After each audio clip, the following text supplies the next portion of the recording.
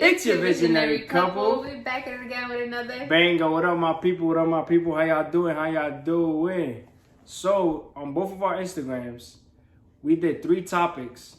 We didn't know which one to do, first of all. Everybody voted like that we should talk about our story about your birth and everything we went through and all that. So, it's going to be a very emotional video. yeah, it's good. We've been through a lot. We've been through a lot. Like, a lot. But we're here. Thank God. With our beautiful baby. Baby girl's right here. She's falling asleep. I just want to say, like, my baby is so strong. And this is just the beginning of the video, but she is so strong, and it's just hard. Like, what she's been through is I can't even explain it. She's just so powerful and so strong, and she's the strongest girl I ever met. Like, with everything that we're about to talk about now, you guys are going to see, like, why she's so strong. And not just because of that. It's just because her life and everything she deals with is just the way she's just perfect. Handles you know things. what I mean? Yeah, the way she handled things is just, like, unexplainable, you know what I mean? So, let's just get straight to it. I just wanted to say that before, you know? I love you. I love you more. So, it first all started in 2020? Yeah, 2020. In 2020, quick backstory, we got back together, whatever, in the beginning of that year. Yeah, I already know. And we were trying to conceive, to have a baby. But me, I was having my menstrual cycles irregular, which never happened before. If y'all don't know that word, it's like her period. Yeah. Just saying. So it turned out to be that the end of that year, the end of 2020 in December, I was diagnosed with PCOS, which is polycystic ovary syndrome. We found out through a procedure that I ended up getting, like 2-3 days before my birthday. Yeah. For those who don't know, PCOS is a hormonal disorder that your ovaries are enlarged and you have small cysts around your ovaries, and it's hard for you to get pregnant. You gain weight, you're extremely tired, you have loss of hair, you have excessive hair growth. So it's like basically like almost like when you're pregnant, like some effects, but yeah, kinda. Not good ones. With me, my symptoms were that I couldn't get pregnant, infertility. My hair was falling out a lot, remember? Yeah. I gained weight. I went up to 183, 181, something like that. But we all were thinking that I was just eating unhealthy, which I know I wasn't. What else? What was another symptom? I was tired. My irregular periods. I was spotting. That's why we didn't know if she could get pregnant or not, because like her periods was on and off. Like we didn't know. Like sometimes it would take a couple months and be like, babe, are you pregnant? She used to take pregnancy tests, and all of them were negative. And every time I took a pregnancy test and I saw that it was negative, she felt bad. Yeah, I was like, I was like, babe, it's just keep fighting. But go ahead. With my spotting, I'll have spotting for like 2 weeks straight, and then that's it. Then I'll go like 5 months without getting my menstrual cycle, and then out of nowhere I'll start spotting again, and then it'll stop, and then I'll start bleeding again, and then it'll stop. So it was hard for us to calculate when was my ovulation week for us to get pregnant, because it was just everything was all over the place basically. From there, got your vanilla wafers right there. Yeah. From there, I went back to my OBGYN and I asked him, like, is there something that I can do to control my regular periods, like that I can know my ovulation week and we can get pregnant? The only thing he said that was best was to go on birth controls, which would hopefully control my hormones and regulate them, which in my case, it never helped. And I ended up stopping going on birth control because I felt like I was just taking birth controls just to take them because it wasn't helping at all. And that made you gain weight too. Don't that make you gain weight? Yeah, that made me gain weight as well. So it was like there was literally nothing for me to do. So I was like, you know, at this point, I just gotta live with my PCOS. I gotta live with my my cervix was inflamed too, so that wasn't helping. So I was like, you know what, just whatever. At this point, I was like, don't tell me that I'm gonna have cervical cancer, because my mom, she's a cervical cancer survivor, and I thought I had it at some point. That's why I couldn't get pregnant. So we were just in and out of doctors, She's gonna start crying because she's very emotional. So, but it is what, babe, this is what we went through, man. We gotta let them know. That whole year of 2020, it was just us trying to see what was wrong with my body and why I wasn't getting pregnant. The beginning of 2021, we were still trying. That whole entire year we were trying, and still it was nothing. I was already getting frustrated. I kept telling him, I was like, you know what, I have no hope in me getting pregnant. She kept bragging about that. I was like, babe, just let God do his work. You know what I mean? Like, I was telling her, like, I mean, everything she'd been through, you feel me? Like, it changes your mind a little bit. So she was like, I'm not saying she wasn't strong, but she didn't have no more hope. Yeah. But I was like, babe, don't worry. One day he's gonna send us our little blessing. I was starting to lose. I just kept saying that. I was starting to lose hope and faith and everything. Yeah, but it's hard. I mean, obviously because everything you've been through. You know what I mean? So, and it took that whole year. It took almost 2 years to get where we're at now. Exactly. In the beginning and middle of 2021. I was just still in and out of my OBGYN. I kept asking him, like, why am I not getting pregnant? What's going on? Yes, I have PCOS. I know it's hard for me to get pregnant, but there has to be a way. Even if it was like IVF.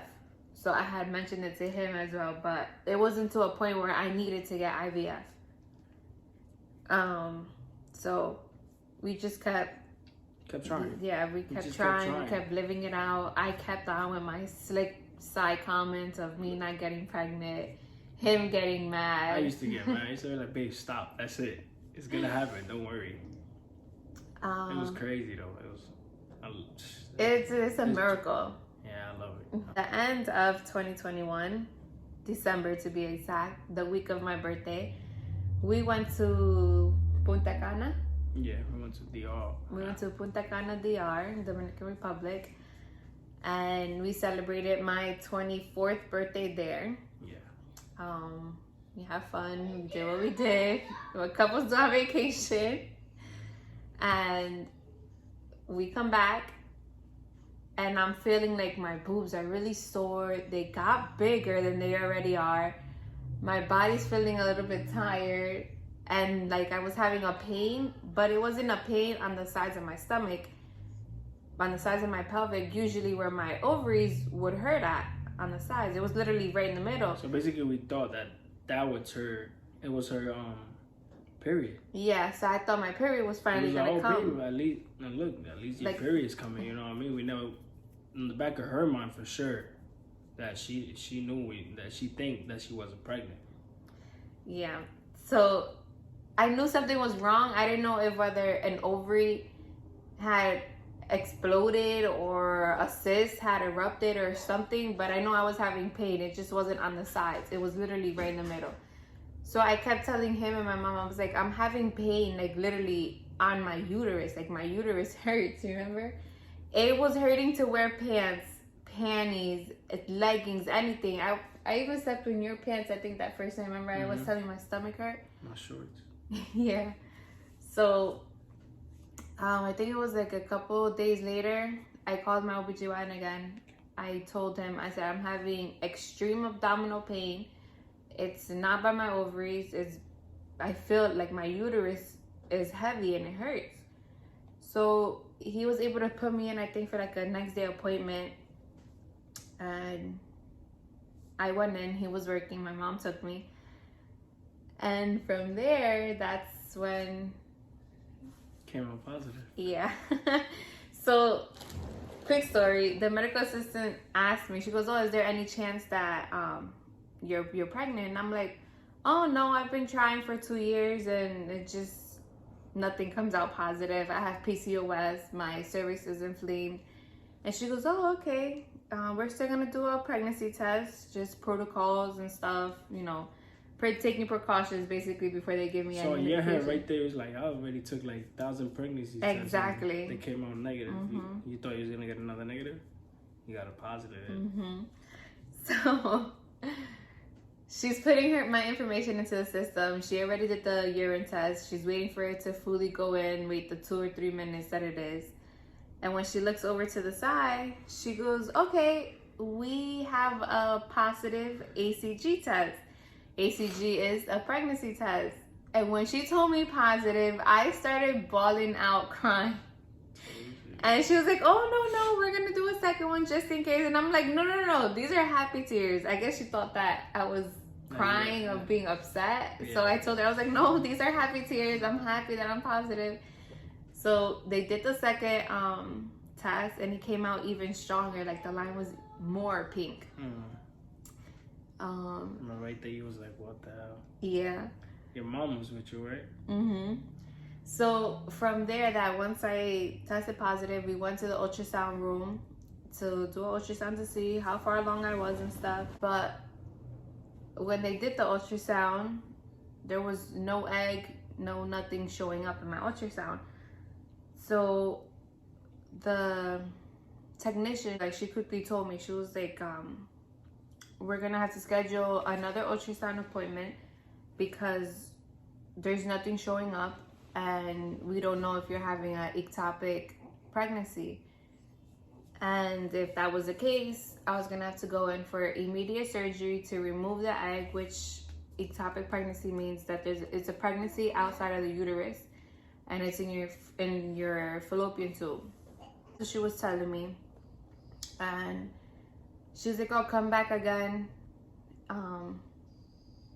the day after tomorrow. So I'm like, okay, we scheduled that. I went again, still nothing. It took about maybe 4 appointments, like about 3 appointments, which was almost a week after I found out, which I found out January 17th. For her, like for an egg to fully pop up in my ultrasound. So how long it took? It was about a week. Because that's why I kept telling you, remember? I was like, oh, I got to go back to my OBGYN. I got to go back to my OBGYN. But I didn't tell you at the time that I was pregnant. When when the egg finally appeared on the ultrasound, I was happy. I started crying when I first saw the little tiny circle. It was like an egg yolk looking thing. And the technician, she started laughing and she was calming me down. And she was like, well, would you look at that? We were having scares and everything, thinking that it was an ectopic pregnancy. It's okay. It turned out to be that I was so early on in my pregnancy that nothing was appearing. I was only like 2 or 3 weeks. So we had to wait a little longer for something to appear. So we was enjoying the 6 weeks, 7, first trimester, everything until I was diagnosed with HG. And HG, which is hyperemesis gravidarum. Can y'all see, like, every time we're going month to month, it's like literally something else? Like, that's why I was saying what I said about her being strong. Like, everything kept going. It was like obstacles. Every time something good would happen, there will be a downfall. And then something good would happen again, and then there will be a downfall. Just like before pregnancy, it was downfall, we couldn't get pregnant. We finally got pregnant. Then there was nothing showing. Then something finally showed. Now I'm in my 2nd month. Now I got diagnosed with HG, so we're back down again. I was vomiting 24/7, everything I ate. Oh my God, we went through the struggle. She was literally vomiting at least 3-4 times a day, 7 days a week. Everything I ate, everything I drank. She threw up. Like, she was losing so much weight just throwing up. I lost about a good 20 pounds. Instead of gaining, she was losing. Every time I go to my doctors, oh, you lost weight. Are you not eating? I lost weight. It was never, oh, you gained weight. No, it was always, you lost weight. Are you okay? Are you depressed? Are you this? Are you that? I'm okay. I'm just not eating. I'm not hungry. I have no appetite. It was so bad that I had to get on medications. It was 2 different medications, one for my nausea and the vomiting, that it will help me keep down my food. It was so serious that I couldn't even drink water. If I'll drink water, 2-3 minutes later, I'll go throw it up. And it was such a fast reaction that every time I'll drink something cold, it'll come right back up cold. So that was my entire pregnancy. It was just me throwing up, sleeping, throwing up, sleeping, throwing up, sleeping, throwing up, sleeping. It was a routine already. It used to suck. Wait, sorry, baby. It used to suck. When I was working, and she'll be throwing up, she'll have to call me just in case, like, she would choke or something, God forbid, because she used to choke on her vomit a lot. Yeah. The last day of me being pregnant, and I didn't even know it was going to be my last day, because we didn't think that there was going to be any complications or anything. We were hoping for me to give birth on October 1st, which is his birthday. And her due date was September 28, 2022. So it was 3 days? 3 days before my birthday. 3 days before his birthday. However, that night that I pranked him, that supposedly my water broke, that we also uploaded our previous video. That same night yeah, was when she was having really bad contractions. So that's what she get for pranking me. So we left, and when we went to the hospital, they took her information and they took us to a room. So we come to find out that she wasn't dilated, but her blood pressure was high. I was having the contractions and they were consistent, but I wasn't dilated and I had high blood pressure. So they didn't let me leave. I was admitted that night because of my high blood pressure. They had to monitor it. And this is the tough part. Then the next day, like around 6-7 a.m., I was ordering food. I was ordering breakfast because I was hungry. She was sleeping because you didn't have the IV or nothing yet, right? No, I had the IV. I was induced already, and I had the epidural already. That's when I was ordering food. Yeah, I was already done. So when I was ordering food, I'm just waiting. I'm waiting for the food. She's sleeping. She's resting, and then I see the nurse that was in the room. She kept moving Eileen, like not moving her. She was checking around her stomach a lot. Like she was flipping me side to side. Since my waist down was numb because of the epidural, I couldn't move or anything. So she was flipping me side to side, and I'm like half asleep, but I feel her moving, and I'm like, okay, what is going on? Yeah. But she's still flipping me, and she's trying to like find her heartbeat because the nurse before her, she was telling me, she's giving us a hard time to find her heartbeat because she keeps moving. But her heartbeat was fine. Everything was good. Yeah, previously. It was just she moves a lot. She was moving a lot, so it was hard to find the actual like heartbeat. The steady spot to hear it really loud. So the second nurse, she couldn't find it, but then when she found it, it was really low.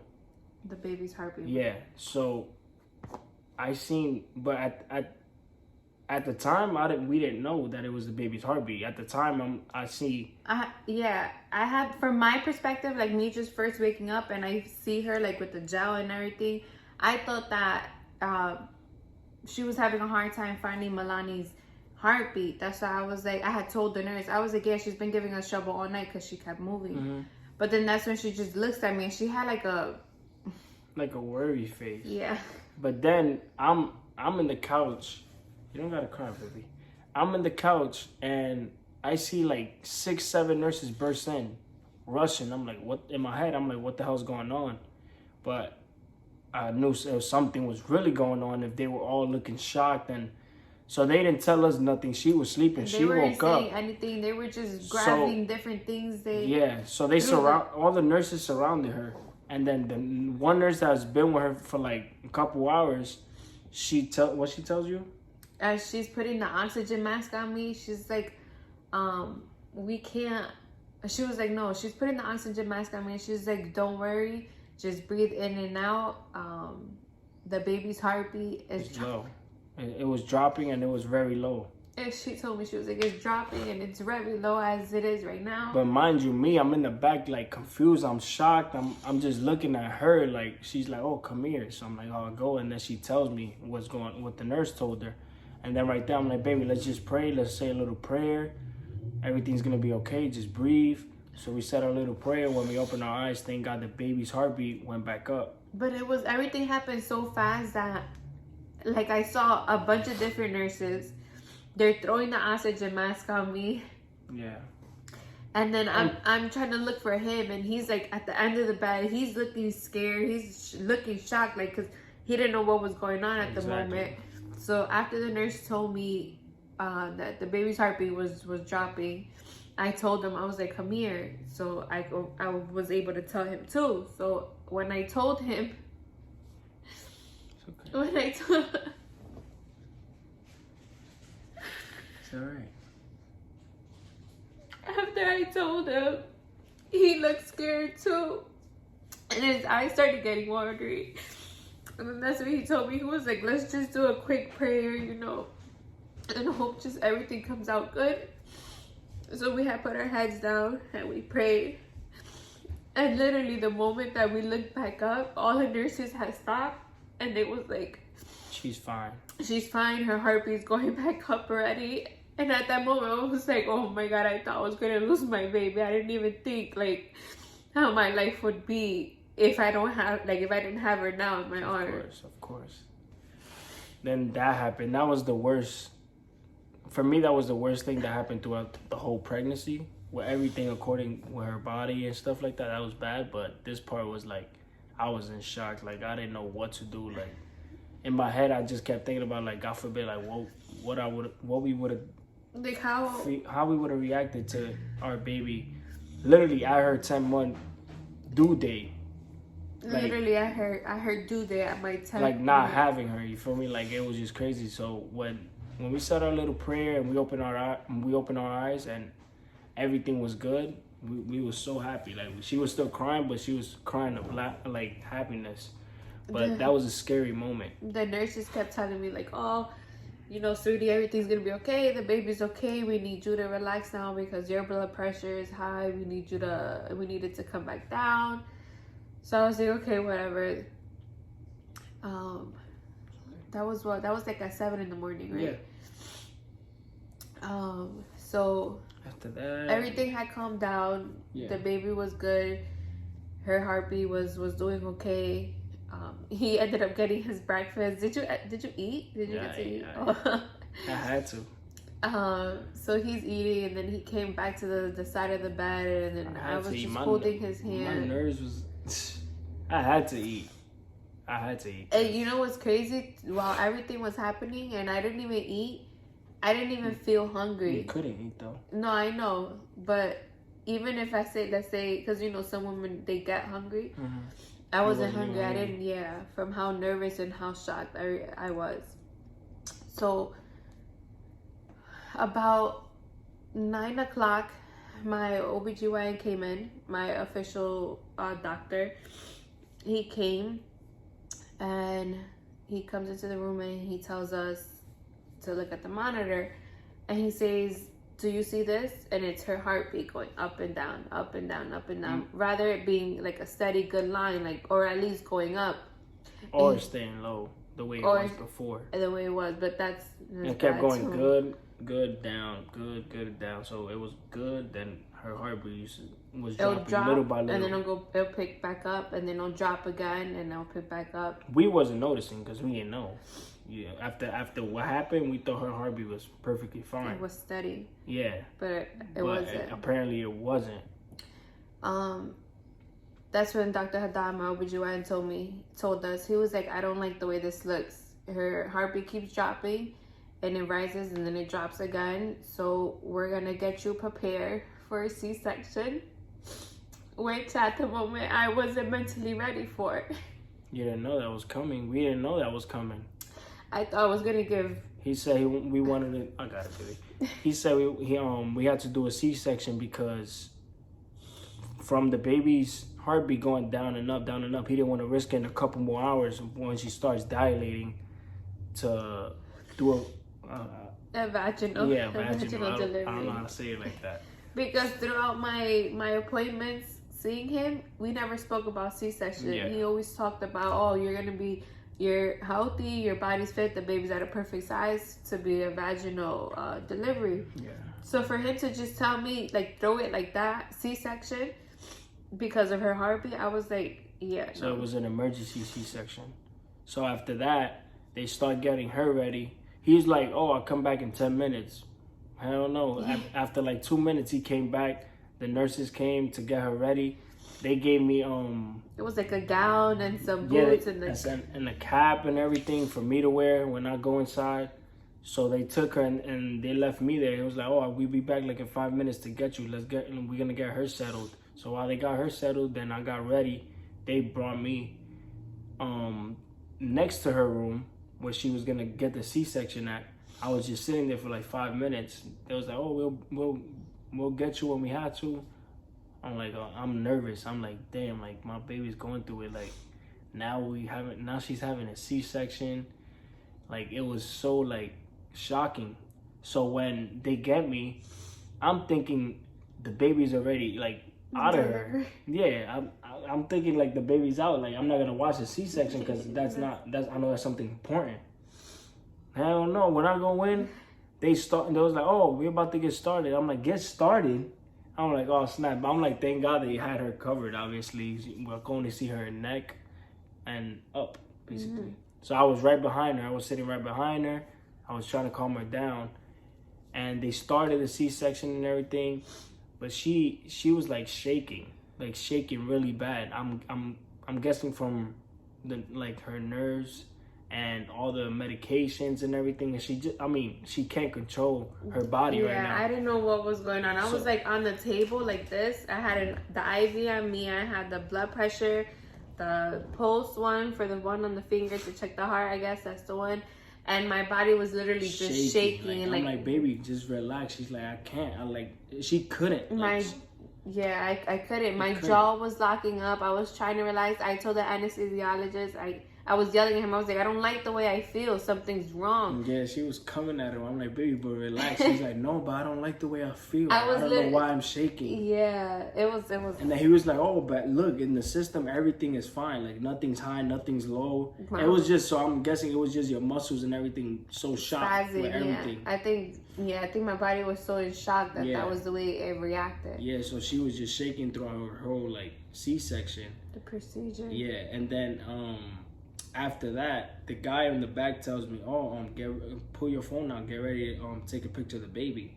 I'm like, oh, okay. He was like, oh, when they push her down, you're going to see when she comes down, they're going to pull the baby out. I'm like, what you mean you're going to push my baby down and pull the baby out? I'm like, what the hell? And then after that, I saw her go down. They did it. I saw her go down, and then that's when I got ready. They pushed me down, like, from here. And I think that's why I don't know, this was hurting me a little bit after. I guess from how hard they pushed me down, I guess they bruised the rib or something. Damn. But he said that he saw my body literally like go down, like a hydraulic, like it just went down. And then when I saw the baby, I took a picture. I'm like, baby, our baby's here, our baby girl's here. Yeah. And then we was waiting for her to cry, because when the baby come out, you gotta listen to that first cry. That means she's breathing. So we heard her cry. She was crying. We was like, oh my God, our baby girl's here. Then they told me to go take a picture in the back, and when they was weighing her and stuff, I'm like, and then I came back. Then I took a little peek to my left, and I saw her stomach, like all this, like the surgery that they was doing. I'm like, oh, I'm not looking over there. So I kept looking straight. I just walked towards you, and that's when I told you. And then I brought the baby to her, and just kept her right by her side for a little bit. And then they took me to the room. On my cheek. Yeah, she had her cheek on her cheek. She was fine, thank God. Everything went perfect. And after that, they took me to the room, and then they brought her to the room after they was finishing the procedure. Yeah, my perspective, the only thing that I was focused on was just hearing her first cry, because like you said, when they take their first cry is that they're breathing. So once I heard her first cry, I was like, my baby girl, she's finally here. I could finally hold her in my arms. Thank you for watching and supporting us with this new journey that we have in front of us. We love you so much. We appreciate you. I know it was a long video, but it was worth it. We love y'all. Peace.